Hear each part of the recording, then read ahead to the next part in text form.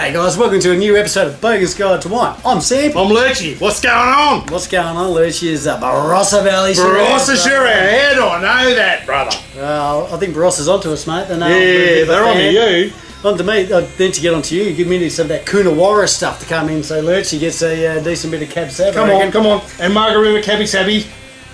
Anyway, we got a Barossa today, mate, and this is compliments of Lou Miranda Estate. Okie dokie. Have you heard of Lou Miranda Estate before? No, but a big up. Yes, I haven't heard of them either, but geez, they got a really classy lineup. They sent a bunch in, and some of the classiest looking labelling I've seen in a long time. But we'll get to the labelling in a second. So this is the Golden Lion Shiraz Vintage 2015 from Barossa Valley. Sounds like the shizzle, mate. So I was big noting the labelling earlier, mate. So what's this labelling say to you? All right, now it's looking very well. You've got the contrast between the white and the gold. It's very Australian. It's got that sort of what's that, parquetry or? It's parquetry, I'd say. Yeah, it looks like what I used to have on my lounge room floor back in Sydney Street. And doing that, it's actually embossed like that too. Can you have a feel?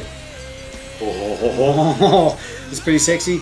It's but yeah, you do have that contrast. Now I did say these were very classy labels before. Yes, well the Golden Lion, you got a embossed picture of a golden lion there, and that's in a script. Yeah, I like the way Barossa Valley's written in that script, and it's, mate, Barossa Valley says it all. This, I've got to say, is possibly this is the one they wanted us to review, but I reckon this is the least classiest labelling of all the ones they've sent.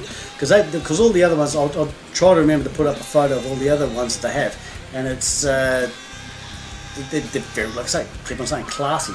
This kind of looks a little less classy, this particular bottle. So in comparison to the others, but I'd certainly pick it up off the shelf to have a gander at. Well, I really like the look of it. I like the fact that they've got their name around the Stelvin cap as well. Yeah, that's that extra. You don't see that very often, and they've gone the extra yard. I like everything about it. I like the colouring. I like the style. I like the fact it's not just a square. It's not just square. That's right. There's even if this is the low, not as classy as their other stuff, a lot of thought has still gone into it. So well done, marketing people. Boom. Okay, she's mate, that is like, I can't see a thing through that. It's like a leather jacket, mate. It's there's no getting through that whatsoever. Meniscus is struggling. That is like, oh my god, that is like bleeds right molten lead that's just been poured into a glass. Yeah, there's no getting through that, so it looks incredibly seductive, I'm going to say. As a Barossa fan, is that what you want to see? Yeah, that's what you want to see, isn't it? So what I do want to see from Barossa Shiraz, though, is some big leggy legs. Some big gooey gumdrop legs. And they're certainly there. Yeah, you got that right. Okay, you get first go this time. I pegged you last time because I got first go, so all yours. Well, I'm going to go safe, mate, and go 14.5 because I reckon that's your stock standard for a Barossa Shiraz. No, I reckon that's a bit bolder, mate. So I'm going to go. I'm not going to say 15.5. I'll go 15 just to hedge my bets. All right. 15% bet. Ah! Crack.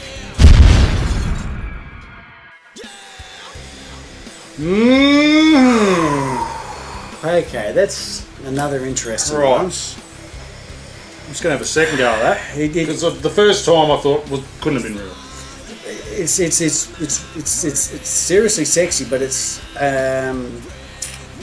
has that little bit of alcoholic burn there. You can smell that 15%. I'm getting a warning from it, is what I'm getting. Yeah, but at the same time, it's not jammy. It's got a nice, and once again, if you're following the episodes, episode by episode, we've used the words confectionery a couple of times. It does have that sort of.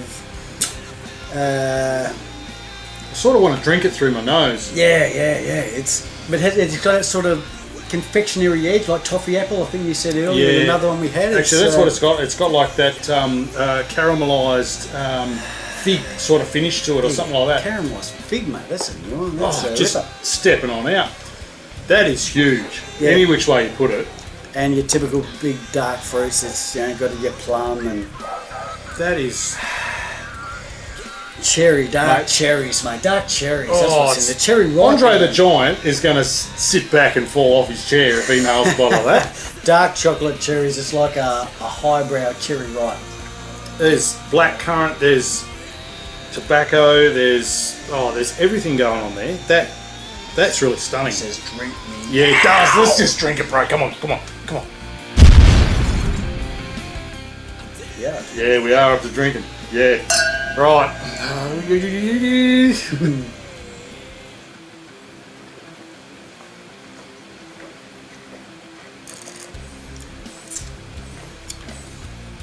Oh my god. You know what? That's a stealth bomb. It snuck in Didn't very that just slide in? I took a good mouthful too, mate. I completely filled my mouth with that wine, and I was expecting it to be like the initial. The initial nose was a bit. I was expecting to be quite bitey. Yep. Once again, slid in. Teflon. Like bang. Teflon through in. It's got in. It's like the Ewoks, right? Okay, and then you've got the stormtroopers have come in and it's gone blowing the crap out of it, and then, mate, it's all happening after that. It's. I don't know where I got that from. I don't know, but I love it. It's almost kind of. It actually even. If you're going to spit roast an Ewok, I reckon it might actually taste. It's got that sort of nice furry sort of feel that goes in, and it's meaty and chunky and. I don't know. I've never thought about getting an Ewok pig on the spit myself, but you know what? I can sort of. No, I can't imagine it. I'll leave that up to you. We might just hold this episode back when the new Star Wars comes out, so we can actually get a bit of mileage on the. I'm gonna have another taste. I reckon that's going to open up a little bit more. The nose is certainly opening up more and more. That leather textures, leather smells coming through.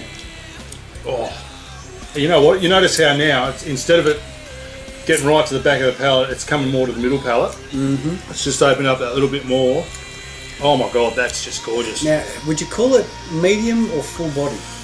Oh, look, I want to call it full, but it hasn't got there yet. I reckon with a couple more minutes.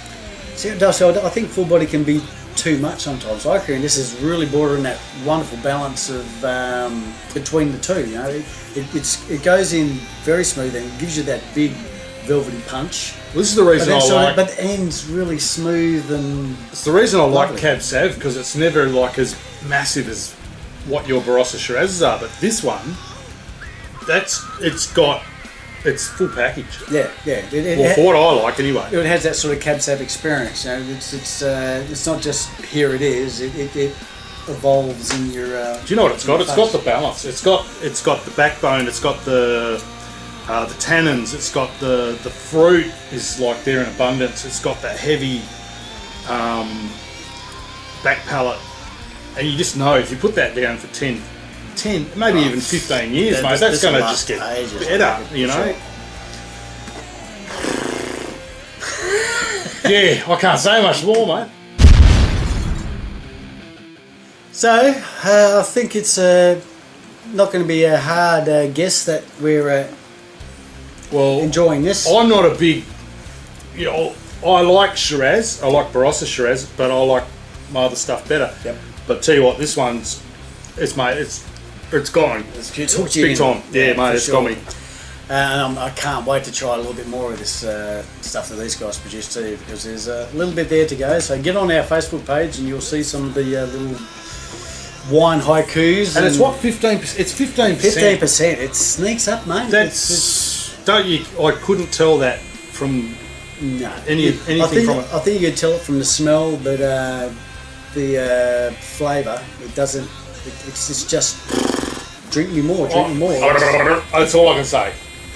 So what do you reckon you pay for a bottle of this? Well, I've got no idea. I'm really lost. I reckon this would be an up there. I can't remember exactly. I've got to imagine it's got to be up there. Something of this quality, Barossa Valley. What would I pay is probably a more appropriate question. For something like that, I would imagine paying $70. Yeah, that's what I thought. $70 to $80 for something like this. Once again, though, we just know What are you how gonna to tell me? deliver really good What are you stuff gonna to tell you me? guys. $50 a bottle. 50. Well, 50. So it hits that That. sort of bogometer. The bogometer's just like red line and like $50. Okay, a lot of people, $50 is a bottle of bourbon and a night out. But I'll tell you what, if you like your red and you like your Shiraz, Yeah.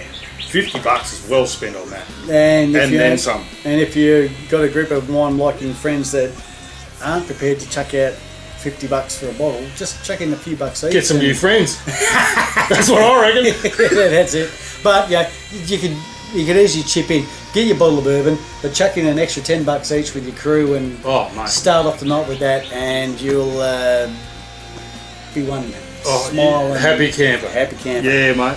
Absolutely. So out of 10, bro. Well, I can't go any further than 9.5. This nose just keeps getting It's better and better, mate. I'm not even putting it close to my face, and it's coming my way. Opening So up so much. yeah, let's just get off camera and just get rid of it, mate.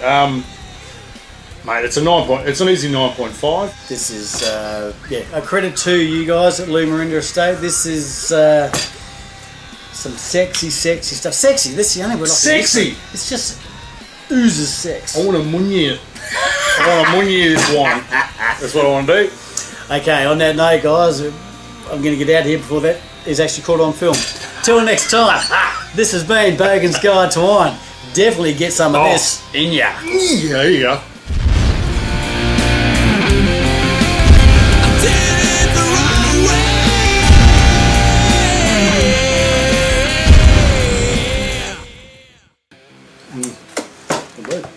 Fuck the shizzle, mate. Not bad at all. I mean, it's still not velvet glove, but it's shizzle.